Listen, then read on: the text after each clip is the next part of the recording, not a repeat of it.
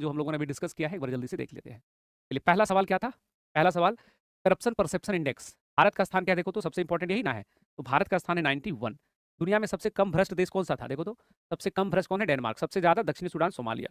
फिर हम लोगों ने इसमें पढ़ा है कि सबसे युवा एनालॉग अंतरिक्ष यात्री का नाम क्या है? आदित्य पांड्या, महज 17 वर्ष के हैं ये। फिर हमने पढ़ा संतोष ट्रॉफी कौन जीता है? सर्विसेज हराया किसको है? केरल को।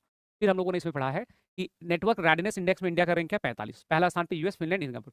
रिपोर्ट किस पे आधारित है? इन्फॉर्मेशन कम्युनिकेशन टेक्नोलॉजी को अडॉप्ट करने के मामले में। फिर हम लोगों ने पढ़ा कि जापान में पहली महिला प्रधानमंत्री बनी है, सानाया ताकेची, पार्टी का नाम है लिबरल डेमोक्रेटिक पार्टी। फिर हम लोगों ने पढ़ा कि ब्रिक्स देशों का सिरपा का पहला बैठक कहाँ पे? नई दिल्ली में। अध्यक्षता किसने किया? तो उसकी अध्यक्षता किया था विदेश मंत्री एस जयशंकर ने। फिर हमने पढ़ा भारत कनाडा ने शेयर वर्ल्ड प्लान जो है उस पर समझौता किया, नेशनल सिक्योरिटी और इन्फोर्समेंट जो है लॉ इन्फोर्समेंट को कॉपरेट करने के लिए।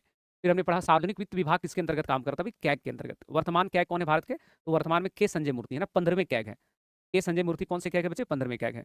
उसी तरह से हमने फिर चर्चा किया है कि श्वेत क्रांति 2.0 का उद्देश्य क्या है? ये सब इसके उद्देश्य हैं। और श्वेत क्रांति और पहला श्वेत सब कुछ हम लोगों ने यहाँ पे बात किया है।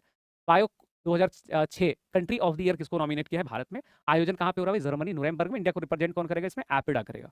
ये सारी चीजें हम लोगों ने पढ़ लिया क्या? ये सब कुछ जब हम लोगों ने पढ़ लिया बच्चे, तो फिर आपके लिए एक प्रश्न मैं लेकर के आया हूँ जो आपको कमेंट सेक्शन में बताना है।